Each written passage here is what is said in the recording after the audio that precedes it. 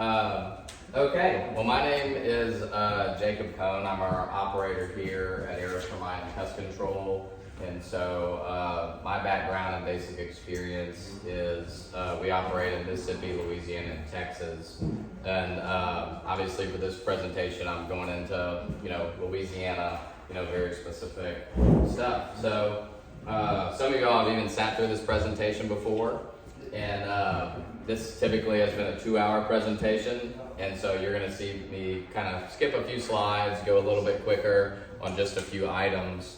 And but it's going to cover everything from traditional soil treatments, which probably we're most familiar with, all the way to new construction methods concerning termites, powder post beetles, and pest control. So we have our agenda there for today. If you happen to have any questions or need anything, that's my information as well. I'm always available. When we talk about value in this course, I've seen homes 6 months old where they had treatment failures and failures by the contractor that have had $20,000 plus in termite damage already. So, when we talk about, fortified roofing, there's a lot of value in that. A lot of time roofs are covered by insurance companies. That's why it's being pushed, because that's being covered by insurance companies. Who covers termite damages? The homeowner? Or me, or nobody. So it's not covered, and it's the one thing that really isn't covered under any home insurance policy. And the reason is because termites are so risky when it comes to your home. They're so risky, they can cause damage, they can get in anywhere, even if no problems, even if I do my job right and the building is built right. If you have maybe a roof leak as a result of a hurricane and you don't know it's there, they can find that moisture, they can start a colony, and they can create damage.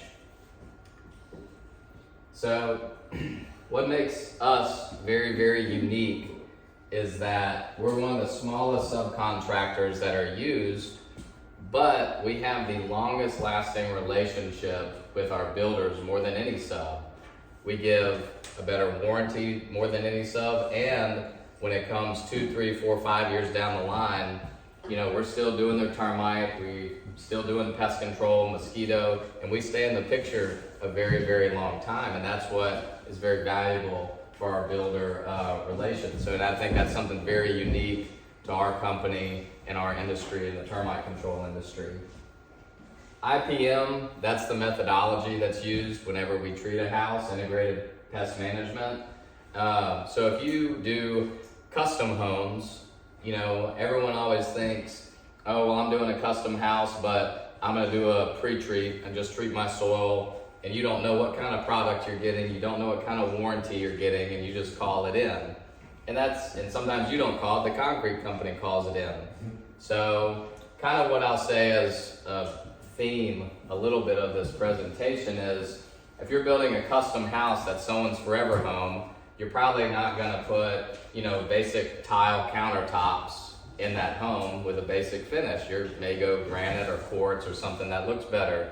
It's the same thing with termite control. Although you don't see it, there's products out there where if you just call it in, a generic product is going to be used by pretty much every company, and it's going to last 5 to 7 years. But there are other products out there that last 10 to 12 years. There are other products out there that last 30 years. So when you say, can I spend $200 more and get a product that lasts 5 times longer, that's going to really bring value to your new homeowner, value to your home, and those types of things. So IPM is a multi-tactic approach basically to pest control, and that's not even chemical treatments, but that's how you put your grate at the house, how you do your slab to be sure cracks aren't there, where you put your pipes, because termites love coming up pipes. Just going to mention this, effects of COVID on the pest industry.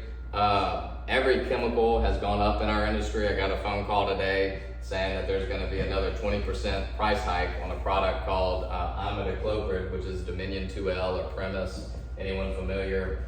So that product has gone up 72% since the start of COVID. We don't talk about it because we're not as important as lumber and concrete and windows and all that other stuff.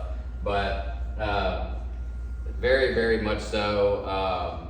It's not getting any better with our industry, I can tell you that. Supply chain is hard, labor issues are hard. Y'all have heard all those types of stories. And during COVID, we've had record sales and also record cancellations. So record cancellations in the commercial industry. We do commercial pest control. If all the restaurants shut down and are saving on money, they shut us all down. And y'all may have seen when COVID started, all the news articles about all the rats in New Orleans are coming out of the sewer and coming out of the woodwork because they couldn't find any food because everywhere was shut down. Here's a termite pressure map. So if you can see this, it says no battery. It says no battery. No, yeah, you're good. So this is a termite pressure map. Louisiana is the most termite infested state, especially with the Formosan termite. Even if you see a lot of pressure in California, that's a different species of termite. So we're going with total colonies here on this map, not even Formosan termites and destructiveness, but Louisiana and pretty much anywhere from Houston, I-10 and below, all the way to the panhandle of Florida and below on the coast, you're basically in termite heaven, or hell. So on your termite basics, you have your native termite right here, boxy head, and we see a lot of contractors over and over again get them confused or say this is an ant but it's a termite, or this is the bad termite or it's not the bad termite. This soldier termite has a rectangle head. Formosan termites, the bad one, think Formosans make you cry, and the soldiers have a teardrop shaped head. And drywood termites, whatever you do on your home, pre-construction wise, drywood termites are not covered. Those are the homes that you see tinted in California, Florida. People bring them in with wood materials, and they're not subterranean. They have a very small colony, and they can start colonies pretty much anywhere, but very, very minimal damage. It takes them 5 to 10 years to really cause significant damage sometimes with those colonies. Each colony, you have a queen. Queens can be 20, 25 years old. That's why, Formosan termites first started in the 90s, late 80s here in Baton Rouge, came up from New Orleans and all the ports. And so now is the time where you're seeing the most mature colonies, the most mature queens, and growing and growing. You have colonies that are literally 30 years old, made up of workers, and they feed the soldiers and they feed the reproductives. None of them can feed themselves. If you're ever identifying on a renovation or saying if you have termites or not, the swarming termites, the flying termites, you have your ant. The easiest way is ant has an elbowed antenna and a pinched waist, and the termite, the swarming termite over here is more elongated, just kind of, about the same width all the way down, and has equal sized wings. What species is a flying termite? Does anyone have the answer to that? I may have already given it away. Anybody? It's every termite species has flying termites. We always say, it's a common misconception, oh, those are the flying ones, those are the bad ones. But every termite species has reproductives, and these reproductives all fly around. It just so happens the Formosan is the more dominant one, and we see it all the time where they're flying around and they're attracted to light at night. So that's the reason that people say that. Formosan termites in Louisiana. So Formosan termites cause $1 billion of damage in the United States. Half of that is in Louisiana. Half of that, majority of that is in the New Orleans area, Lafayette, Lake Charles, Baton Rouge. It's getting worse on the North Shore, all those areas. Houma and Thibodaux, very, very bad areas. Other wood destroying organisms, carpenter ants. We see those all the time. People think they have termites. You have a new homeowner moves in the house. It's very common. Once you remove a lot of construction materials, there's carpenter ants involved in the house. Powder-post beetles, carpenter bees, and we also, at our company, we also treat for wood rot and fungi. So one big thing that I want to bring to y'all's attention, which is an industry-wide issue in my opinion, is that during the lumber crisis, there are supply issues and they're trying to churn out the supply as quick as they can. I've now been consulted on many cases of saying, I put this wood in during COVID, and a year later, I'm seeing bugs, which is most often powder post beetles, come up. And so these beetles come out. They may have killed all the adults during the heating and drying process of that wood, but the eggs weren't all killed, and they're coming up $30,000 wood floors in custom houses. They're coming out of the walls, they're coming out of cabinets, and it has to do with the quality of that supplier. But at the end of the day, you know, they're calling the builder. And who's the builder calling? They're calling me. I think I got something. And it, you know, it's not termites, and there's really no way to prevent from that, you know, unless y'all, when you see this, confirm with your supplier and really check on that stuff, because they were getting this wood out as quick as they can, maybe cutting corners on it, whatever. And this has been a very big issue. If you fumigate a house, which is the only way to get rid of powder post beetles other than physical removal of that wood floor or the cabinets, it's typically $6,000 to $20,000. We did one in Lake Charles on a 17,000 square foot house. It was a $27,000 job, I believe. So it can cause some really big problems. And at the end of the day, that's very hard to prevent, you know, but I'm bringing it up because I do see that being an issue, and I see more and more of these cases that will be coming up as a result of the lumber crisis. Termite contract basics. Every contract that you get should be approved, issued to you by the Department of Ag and Forestry. A big problem with the contracts is we give them to the builder and they don't even give them to the person at closing. And when they have an issue, the homeowner says, I never signed that. So the builder isn't getting it signed. And then I have to go behind them and try to introduce ourselves as a termite company and say, will you sign this? And it seems like a sales pitch, but in fact, that termite warranty transfers from the builder to the homeowner the day of closing.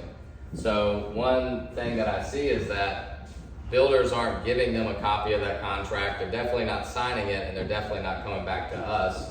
And it doesn't matter as much to the contractor because they say, well, it's not a part of my warranty. But it kind of is. You supplied the treatment. There's a very official warranty, a state warranty that goes with that. And if you have a termite supplier, it's just good practice to work with them and good subcontractor relations to try to get them that information, because it really goes a long way to help out.